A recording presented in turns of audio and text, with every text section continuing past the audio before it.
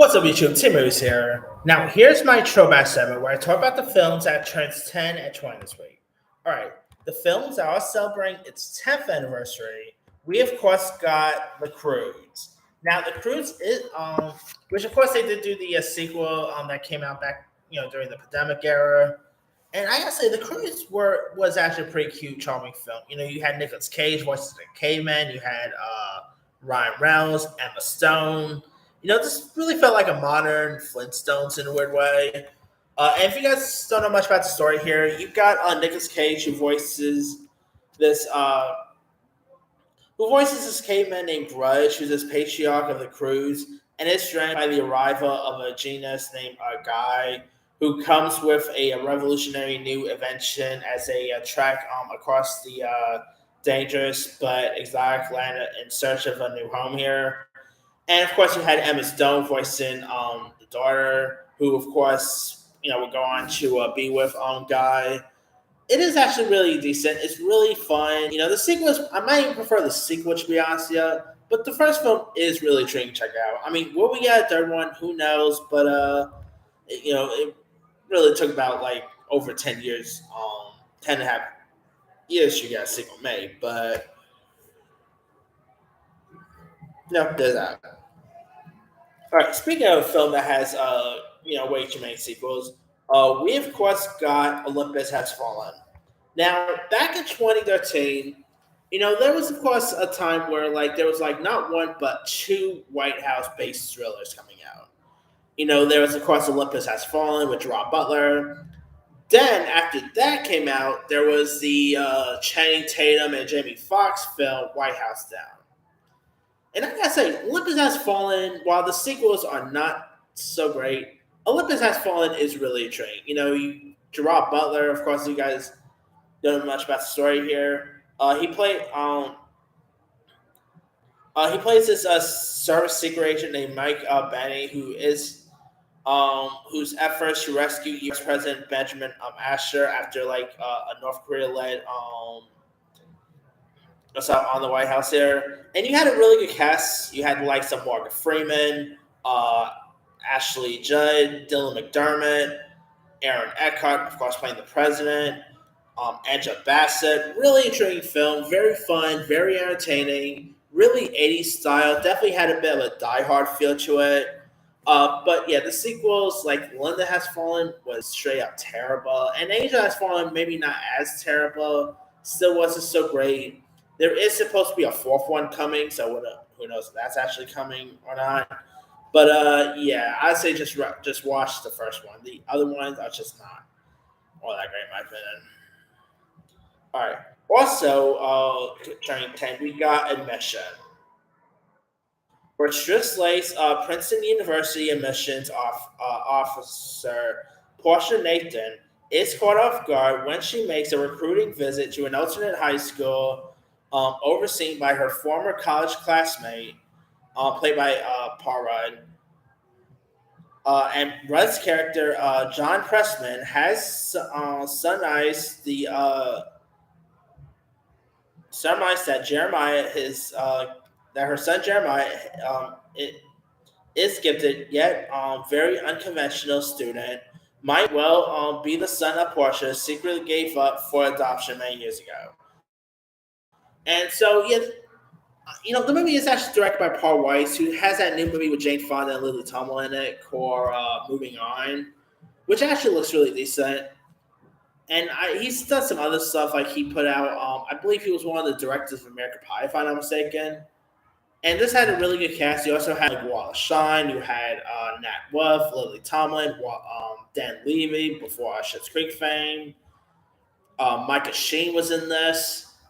I was not a big fan. I mean, the movie did actually get some decent reviews and all, but I just was not all that pleased. It just did not really do much for me. It just wasn't all that fun, in my opinion. And the chemistry between Rudd and Faye was pretty decent, but yeah, just didn't really do anything for me there. But anywho. All right. Also turning 10, we got the Sapphires, which took place in 1968, where four young, talented Australian Aboriginal girls learn about love, friendship, and war as their all-girl group the Sapphires travel to Vietnam to entertain the troops. Now, I actually thought this was pretty decent, in my opinion. I mean, of course, you had Chris Dowd. You had some really good music in this. I love a good film about a girl band, so not a bad film there. Also, turning 10 is the sketch comedy Inappropriate Comedy about a no nonsense cop played by Adrian Brody who has a flair for fashion, and a celebrity played by Lindsay Lohan takes revenge on the paparazzi in a collection of comedic sketches. Now you do got like Adrian Brody, Lindsay Lohan's in this, Rob Schneider, you had Michelle Rodriguez, you had Ari Schaefer. I mean, this is actually more of a guilty pleasure of mine. It's not a good film at all. But I actually did chuckle with seeing this back then. But yeah, I mean, I probably prefer movie 43 to be honest. Yeah, but Inappropriate Comedy definitely has some fun moments. Like there's a Marilyn Monroe homage with Lindsay Lohan. Uh, but yeah, it's not a great film, but it's more of a guilty pleasure type flick here. All right. Now, turning 20, we got the classic Cuba Gooding Jr. film, Boat Trip, about two guys whose love lives are a wreck look forward to finding ladies on the high seas. Unfortunately, they've mistakenly been booked on a gay cruise. I love Cuba Gooding Jr. Of course, he won his Oscar for Jerry Maguire. He's been in some other really decent films. Maybe he's been in some hot water lately, but that's a different topic. You also had like Rachel Sands was in this, Rosa Sanchez, Roger Moore, Artie Lang, Bob Gooden, Lynn Shay was even in this. This movie sucks. I love a good comedy. I was just talking about inappropriate comedy. That movie I actually found to be a little funny at times. There was not nothing funny about this at all. It just very, it's just terrible. Like the film just did not really do much. 2003 was not a great year for Cuba, by the way. You know, did he do Snow Dogs that year? I can't remember if he did Snow Dogs that year. But he also did that terrible Beyonce movie, Defying Temptation. Although he did do Radio, which is one of my favorite football films, but he mostly had more misses than hits that year. And this was one of them. All right. Also turning 20, we got Dreamcatcher. Now, Dreamcatcher is based on the Stephen King novel of the same name, directed by former Empire Strikes Back writer Lawrence Kasdan, and featuring the likes of Thomas Jane, Jason Lee, Damian Lewis, Morgan Freeman, Timothy Oliphant, Donnie Wahlberg, and the late Tom Sizemore. Uh, and it's for like four friends who encounter an invasion on parasite aliens. Now, I love a good Stephen King adaptation. Obviously, going all the way back to Carrie or maybe Misery or anything like that. But not every movie is based on Stephen King properties turn to gold. And Dreamcatcher was one of them. I was not a fan of Dreamcatcher. It didn't really do anything for me. It just wasn't all that creepy. It just did not have the Stephen King feel to it. I like the cast list. You had Thomas Jane was always great. Morgan Freeman's good. But yeah, this was just not all that great in my opinion. It was like so boring. It did not even scare me at all. So yeah, I can't really recommend this one at all. All right. Also turning 20, we got the not so great Gwyneth Paltrow movie View from the Top. Now, it follows a young woman played by Gwyneth Paltrow from a small town who sets out to fulfill her dream of becoming a flight attendant. Now, you had some really good cast members. You had like Gwyneth Paltrow, obviously, Christina Applegate, Kenneth Bergen, Mark Ruffalo, Rob Lowe, the late Kelly Preston, Mike. Mike Myers was even in this.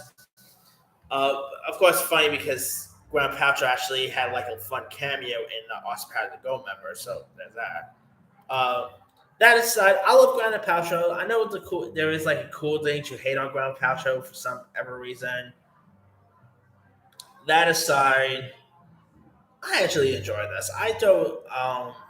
Oh, my bad. I didn't mean to say I enjoyed it. That's enough from my head in my head. I did not enjoy this at all. Actually, it just was not all that great. I mean, Gwyneth Paltrow was okay, I guess, but yeah, maybe like boy, 20 years this week was not all that great. Um, yeah, but yeah, View from the Top. I remember watching this one time on I think it was like VHS. I just was not digging that. So yeah, it's always great to see Mike Myers popping up and stuff, but still. All right. I meant the best movie that probably turns 20 this week is not a movie based on Stephen King. It's not a Cuba Gooding Jr. film. It just might be Piglet's big movie. That's right. Piglet's big movie turns the big 2-0. Of course, Piglet could probably be seen one there now in Winnie the Pooh Blood and Honey.